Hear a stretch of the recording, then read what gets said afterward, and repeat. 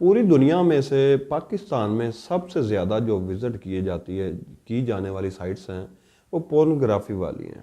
یہ ایک پاکستان کے لیے، پاکستان کی عوام کے لیے، پاکستان کے بچوں کے لیے، پاکستان کے جو والدین ہیں ان کے لیے ایک المیہ ہے، ان کے لیے لمحہ فکریہ ہے کہ یہ ہماری قوم کس طرف جا رہی ہے۔ میں آج آپ کو اس موضوع کے متعلق بتاؤں گا۔ میں حکیم محمد احمد فاضل طب والجراحت آپ کی خدمت میں حاضر ہوں۔ ناظرین، آج کل جو انٹرنیٹ کا دور ہے، اس کے فائدے بھی بہت زیادہ ہیں اور اس کے نقصانات بھی ہیں۔ اس کا جیسا آپ استعمال کریں گے ویسا ہی آپ اس کو استعمال کر سکتے ہیں۔ اس کا برے سے برا استعمال بھی ہے، اس کا اچھے سے اچھا استعمال بھی ہے۔ تو ناظرین، ایک چیز میرے جو نظروں کے سامنے سے گزری ہے کہ پوری دنیا میں سے پاکستان میں سب سے زیادہ جو سائٹ وزٹ کی جانی ہے، جو بچیاں اور بچے وزٹ کرتے ہیں، وہ پورنوگرافی ہے۔ تو یہ میں دیکھ کر، یہ بات سن کر بہت پریشان ہو گیا کہ یہ کیا ہو گیا ہے۔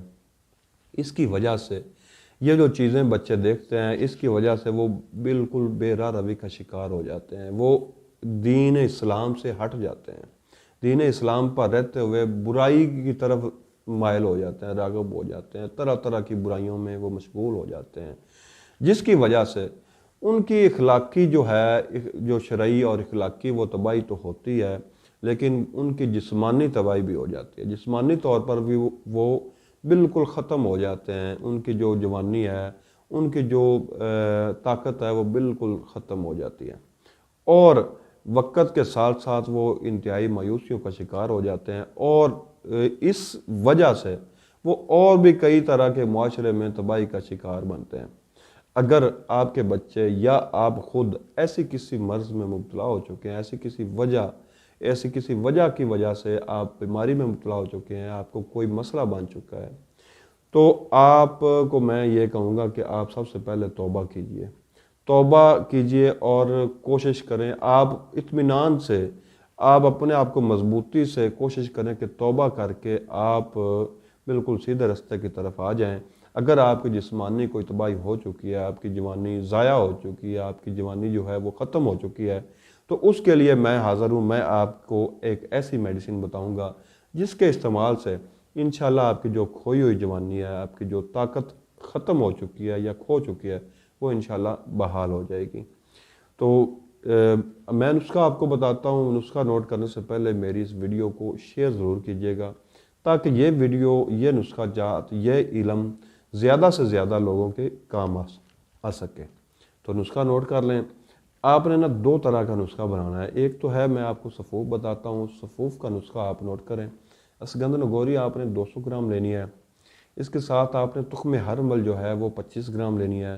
موسلی سفید آپ نے انڈیا والی 50 گرام لینی ہے۔ موسلی سیاہ جو ہے وہ آپ نے 50 گرام، بامن سفید 50 گرام، بامن سرخ جو ہے وہ 50 گرام، مصری کوزہ 250 گرام۔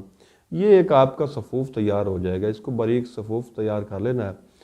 اس میں سے ایک ایک چمچ جو ہے وہ دودھ کے ساتھ آپ نے صبح اور شام استعمال کرنا ہے۔